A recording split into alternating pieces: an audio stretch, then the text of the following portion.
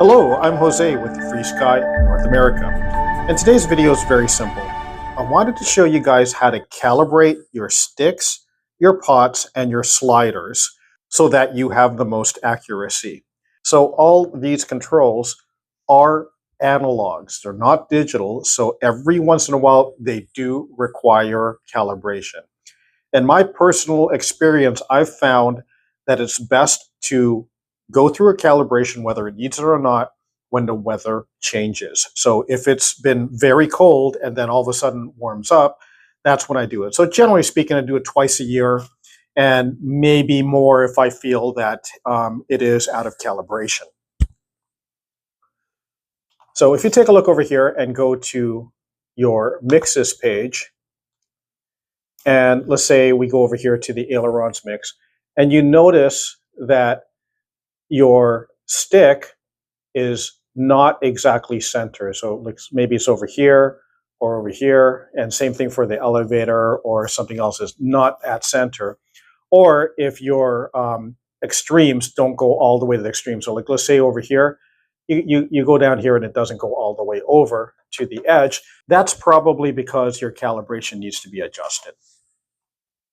So let's go over here so I'm going to go back to the main menu, hit the system button or the gear icon, and I'm going to go over here to hardware.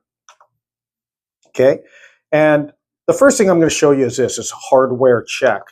So if you look over here, you can actually see your switches, everything, like when you move it over, when you press a button, when you move a slider, you can see it. So if you happen to see that you are in the center and this is over a little bit over the side, you know you need a calibration. All right, so now I'm going to actually put this back. So that's actually there it is. That's actually my brightness control right now. And I'm going to go over here to Analytics Calibration. And to do a calibration, what you want to do is, first of all, it says click Calibrate to start. So I'm going to go ahead and hit Calibrate. So I'll hit Enter. And now it says center the sticks, pots, sliders, and continue. So what you want to do is take anything that is a variable, like obviously not the switches, and make sure that they're in the center. So I'm not looking at the diagram because if the calibration's off, it may not go to center. But I'm actually physically moving the stick to the center position. Same thing over here. I'm going to move it to the detent, and that to the detent.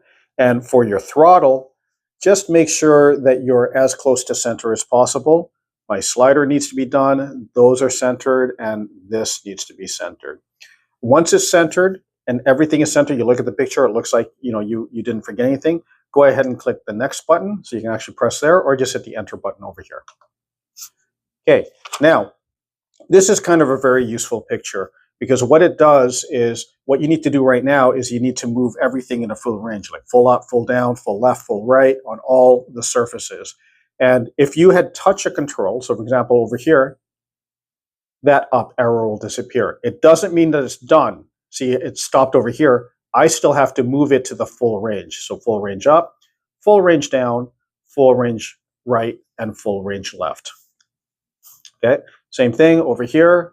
I move over and press that over there, go to this one, up, down, go to this one, up, down, go to this one, full up, full down, full left, full right, or full right, full left. And same thing for these. So make sure that you go to the extremes. You don't want to slam the stick up. You just want to go ahead and just, get to the end, but don't slam it to the end in every single one of these. So once you see there's no more arrows, you know that at least you've touched all the controls. Now you can hit next. Calibration is complete. Click confirm to store it. So confirm, enter, and we are done.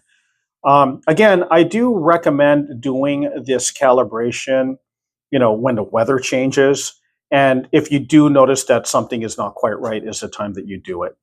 But that's it for this video. It's a very simple one, but I did want to make sure to show you guys this. I did have a customer that had this issue, and his plane, for whatever reason, his calibration was way off.